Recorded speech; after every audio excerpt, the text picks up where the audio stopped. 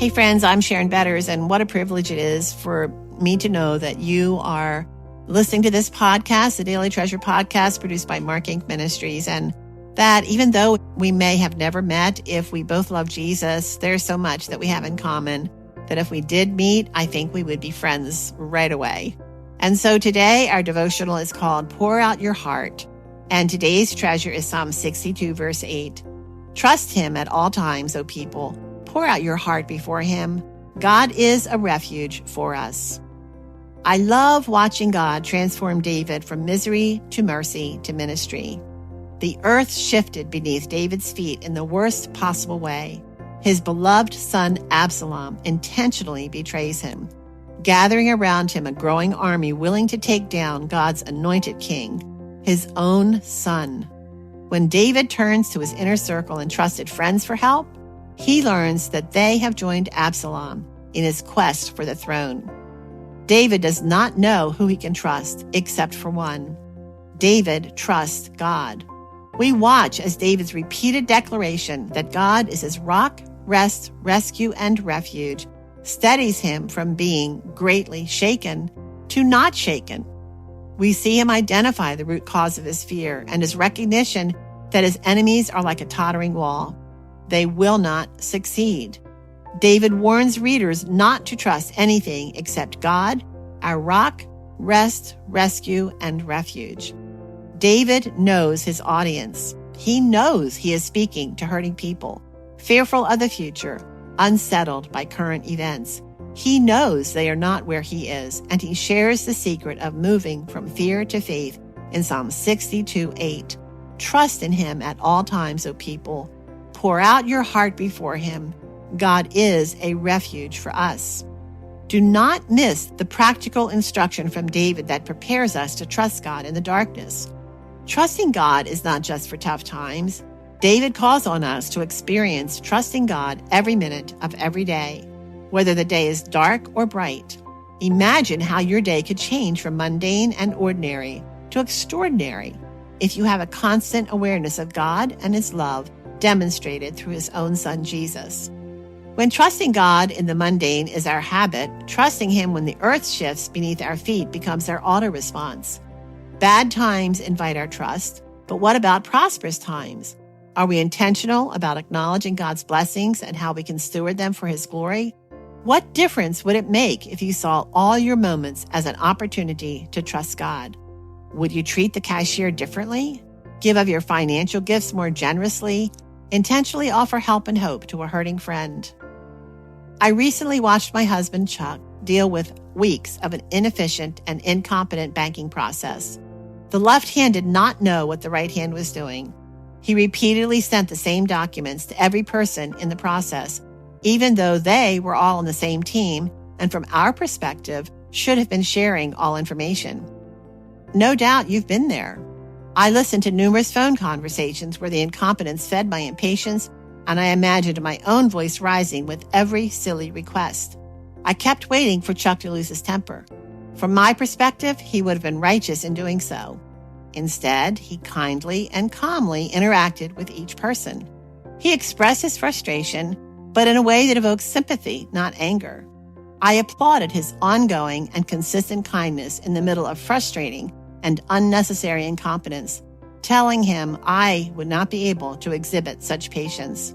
And he said, I want everyone I work with to remember me as kind, not angry and mean-spirited. It's an opportunity to reflect Jesus, who knows if someone in this mess needs to see him in me.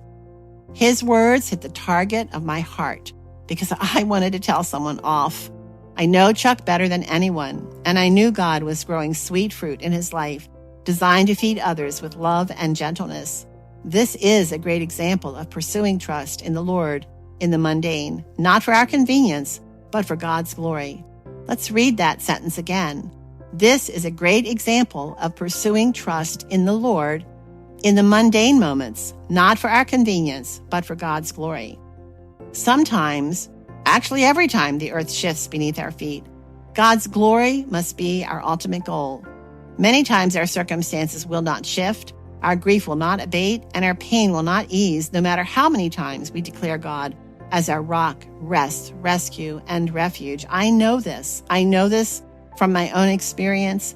And I know that there are desperate, desperate moments where I've pleaded with the Lord to transform my heart. And my circumstances stay the same. My pain is the same. And my struggle to trust is a hard-won battle, only by God's grace.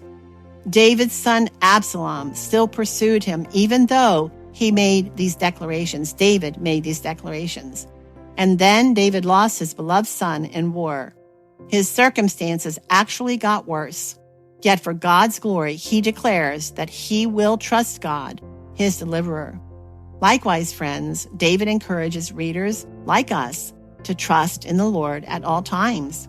He recognizes that this will be hard because he follows that command with another exhortation to pour out our hearts before the Lord. What does that sound like? That sounds like lament to me. Let that word pour capture your imagination. Pour out. Don't hold back one drop of your anxiety, fears, anger, grief, disappointment. Don't leave one drop in your heart. In other Psalms, we watch David do just that. He laments before the Lord, holding nothing back. David knew from God's response to his own lament that we can trust him to hold us tightly in his grip when we pour out our broken hearts, because he is our refuge, our safe place. In the middle of betrayal and a shattered heart, God brings good to David's life. He teaches David to trust him as his rock, rest, rescue, and refuge. David experiences mercy that moves through his misery into ministering to others. Are you struggling to trust the Lord at all times? Pour out your heart to our God, our refuge. Friends, sometimes I think that one of the hardest places to be still and to know that God is fighting our battle for us, to see God as our rock, is when we are parenting. Sometimes parenting, it can be excruciating. Am I right?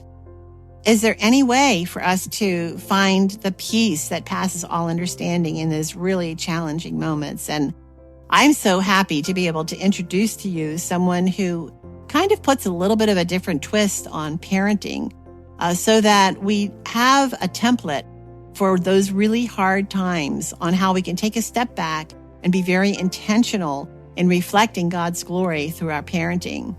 And that is Christina Fox, who has been a guest on our Help and Hope podcast previously, but we are so grateful to welcome her as we talk about parenting like our Father. Her new book focuses on this topic, and she joined myself and Melissa Weissenfels to talk about what it means to parent like our Father.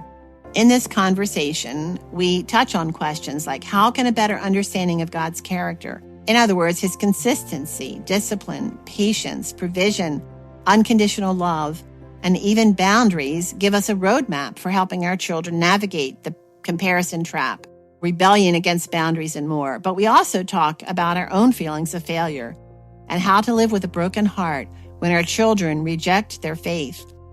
Christina encourages us that as God's beloved creatures, we bear his image. That is, we can show others who he is as we glorify him. Friends, is there anything more important to pass on to our children than this? You can hear our conversation by going to markinc.org, markinc.org, and follow the Help and Hope prompts, where you're going to find this Help and Hope podcast, our conversation with Christina Fox on parenting like our Father. I'm Sharon Betters, and I look forward to being with you tomorrow. Friends, thanks so much for joining us for the Daily Treasure podcast. And as always, I want to take the opportunity to introduce you to another resource that helps turn our hearts toward Jesus. And it is our Help and Hope podcast. And this week, our guest is Doug McCrae, who is the president and founder of Stonecrop Wealth Advisors, LLC. Did you know that each year about 50,000 children die in the United States? What a profound loss for parents, as we personally know. But what about the siblings of these children? Doug was 11 years old when he lost his 16-year-old brother, Ricky. How does an 11-year-old grieve, and how is the grief journey of a sibling different than the grief journey of parents? In this sometimes emotional conversation, Doug shares with my husband Chuck, who is also Doug's friend, some of the ways his brother's death affected him and how grief for a child is different than the grief of an adult. It is our hope that Doug's story will help parents understand the grief of their children a little better and also encourage those who have lost siblings at a young age. Go to helpandhopenow.org, that's helpandhopenow.org, and look for Chuck's conversation with Doug McCrae. The title is When Your Brother Dies and You're Only 11 Years Old. I'm Sharon Betters. Thanks so much for joining us, and we look forward to being with you tomorrow.